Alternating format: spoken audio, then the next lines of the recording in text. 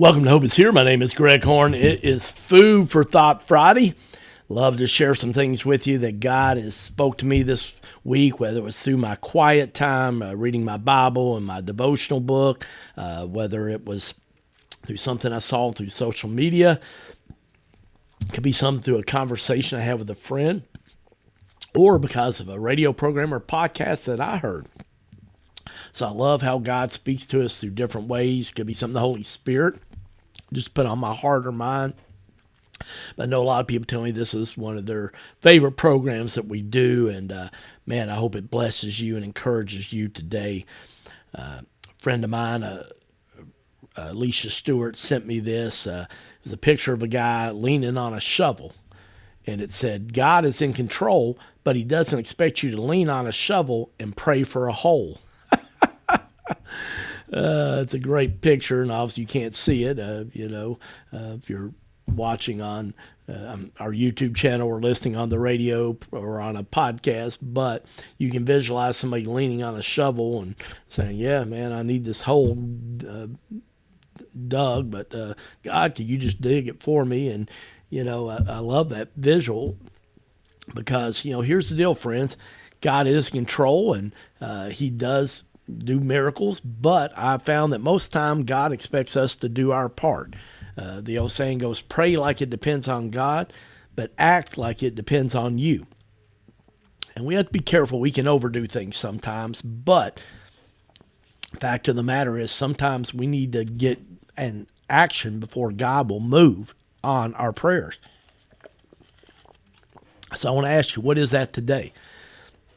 And I know sometimes when we're waiting on God in prayer, that, man, it's hard to be patient and wait. And yet, I want to remind you, I've shared this with you before, but waiting is not an inactive period, friends. We'll say it again. Waiting is not an inactive period. God sometimes just, you say, well, what am I supposed to do, Greg? Well, you just do the next right thing, whatever that is. And I don't know what that is for you today, friends, but you know, and God knows. And I just want to encourage you with that. Just do the next right thing. And know that God will help you, and he's always with you. He never leaves us. He never forsakes us. And so be encouraged by that today. I want to share with you 6 things that mentally strong people do. And I apologize, I can't remember who was the author of these 6 things, but I really, really like them. It says, number 1, 6 things mentally strong people do. They move on. They don't waste time feeling sorry for themselves. And friends, we have to be careful. I mean, it's okay to have a time to grieve, all right? Even a time to get angry. Give yourself 24 hours. A friend of mine recently lost his job unexpectedly. And he'd been there almost 3 years. Really didn't really like the job, but he liked the people, the customers that he had that came through his job. He had, encountered with his job each day and throughout the weeks and years, almost 3 years. But I looked at him and I saw him the day that he lost his job, and I said, you know what, man? I'm thankful that God is going to take care of this. And I said, I want to allow you to have time to grieve. And he started to tear up, and that was okay because nobody likes to lose a job, especially when it's unexpected. But at the same time, I said, I don't want to encourage you not to just wallow in it, to just say, okay, God, now I got to find another job. I've got rent payment. I got a car payment. And, in the days to come, allow yourself a couple minutes if you need to have a good cry because you miss some of the people you work with and just the pain and rejection of having your job position eliminated. That's okay. But do not stay there. Do not stay there. You got to move forward. And, Jesus said, hey, I'll help you. I'll never leave you. I'll never forsake you. A second thing that mentally strong people do, and I'm so big on mental health, friends, and it all starts with a relationship with Jesus and leaning on his word. But I think God also gives us just some basic principles too, and he speaks through lots of different people. But the second thing I think is really good, and this is hard, but because nobody likes change except for a baby with a wet diaper, right? But you know what? The second thing mentally strong people do is they embrace change. They welcome challenges. And that's one of the things I learned being a college basketball coach and assistant basketball coach at Western Kentucky University back in the 90s. I worked for a former Rick Pitino disciple, Ralph Willard. And we talked about embracing adversity. Instead of fighting it, complaining about it, and whining and saying, that's not fair, and oh my gosh, how are we going to do this? We'd get injured players and be disappointing, and yet we just have to say, next man up. And, I want to encourage you today, maybe you're going through a challenge, and just embrace it instead of asking God, why did you allow this happen? You can do that for a few minutes, okay? Maybe in one day if you want, but man, you got to get on the solution side and instead ask God, instead of why did you let this happen, what? Replace why with the word what. What is it you want me to learn? Or the word how. How can I grow from this unexpected challenge? You've allowed it, God, and so, yes, it is a tribulation, a trial, but help me to get on the solution side. How can I get on the solution side? What do you want me to learn? How can I change? What are you trying to change in me? And man, when you can get on the solution side instead of the resentment side, the complaining side, the woe is me side, and quit having the pity party and say, all right, God, I need to move forward. All right, help me. You'll be amazed at how much your mental health will happen. And man, I've seen God do some new things in my life. Even though I didn't want to go through this change, didn't welcome it. But man, I get on the other side. God has taught me things. My faith has grown as I've leaned into Jesus and asked for his help. And Philippians 4:13 says, I can do all things through Christ who gives me strength.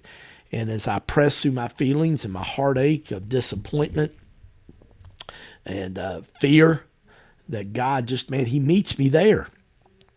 And he helps me. A third thing that mentally strong people do is they stay happy. They don't waste energy on things they can't control. Friends, it's easy to, happiness is usually based on what happens to us.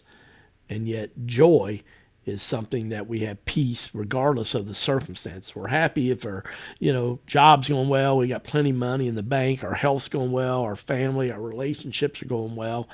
But friends, you can still have joy regardless of your circumstances. Okay, you can have joy. You can say, you know what? God's with me. I choose to have joy today. And yet, if you do want to stay happy, you don't waste energy on things that you can't control.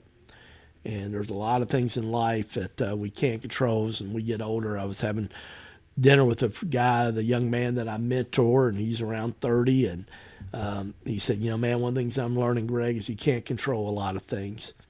And I thought, man, I gave him a high five. I said, dude, I wish I'd have known that when I was your age. Because at the age of 30, I still thought I could control a lot of things. And I think we all can agree, man, as we get older, we learn that we really don't have that control over many things that we do over our attitude and how we're going to choose to do that. And one of my favorite quotes by Chuck Swindoll is, life is 10% what happens to me and 90% how I react to it. And so, friends, I want to encourage you to change your attitude today about something. It may have been really, really unfair. In fact, you may have gotten cheated, to keep it blunt, you may have gotten screwed. And I'm sorry, I know that's not warm fuzzy, but somebody listening, they need to hear that bluntness. Yeah, you did. You got cheated. You got just mistreated. The blunt word is screwed. I'm sorry. I do want to say to you that I'm sorry. But I also know, friends, that God works in all circumstances. He always works. Romans 8:28 says, all things work together for the good of those who love the Lord and are called according to his purpose. And friends, you're a follower of Jesus. He's got a purpose for your life, and he will make good out of what was meant for evil, just like Joseph in the Bible. First book of the Bible, Genesis. Okay? He sat there and told his brothers once he saw him, and they sold him when he was a kid.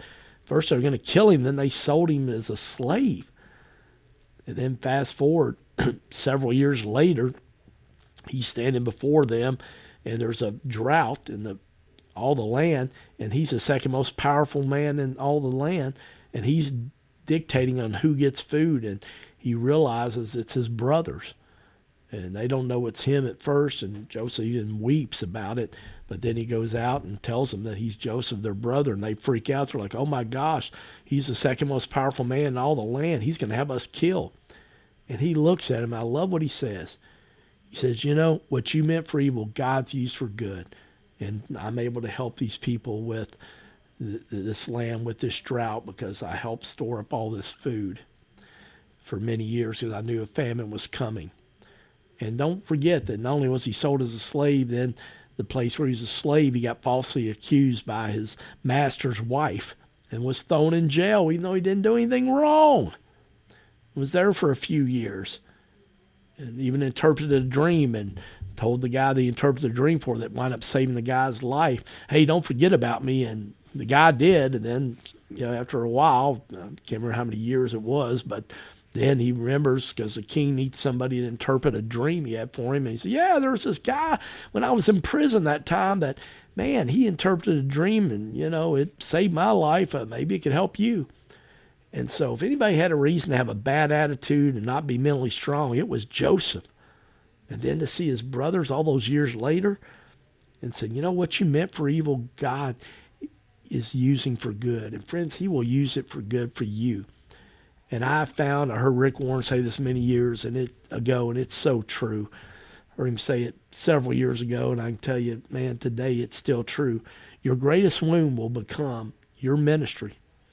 It'll be your greatest opportunity for ministry. Nobody better to help somebody that's been through a divorce than somebody that's been through a divorce. Nobody better to help somebody that's lost a child by suicide or a loved one by suicide than somebody that's had to survive that.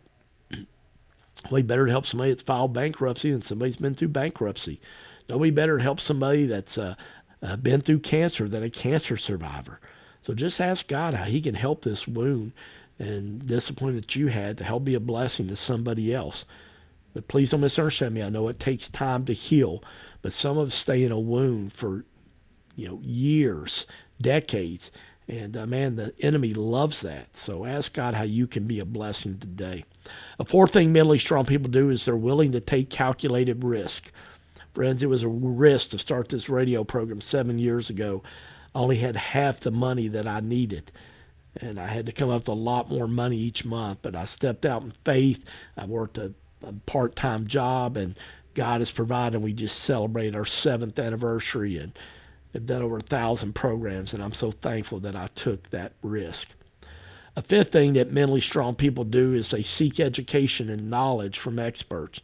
Friends, as a follower of Jesus, I think that starts with the Bible, and then I love reading from and talking and getting knowledge from other people that helped have wisdom both from the Bible and through their life experiences. A sixth and final thing that mentally strong people do is they invest in themselves and their future. And friends, the greatest investment you can make in yourself is spending time with God each day. Then also investing in going to seminars and conferences. But I want to remind you, friends, there's a God-sized shaped hole that only he can fill. And make sure you get that priority of that relationship with God right first. Daily quiet time with him. It will be a game changer. And then through that, reading the book of Proverbs, friends, then he'll show you if there's other areas and places and things to go and help give you knowledge that you need to make decisions that are important to you. You've been blessed by this program. Hope you'll share it with somebody else. Look forward to seeing you on Monday. My name's Greg Horn, and this is Hope is Here.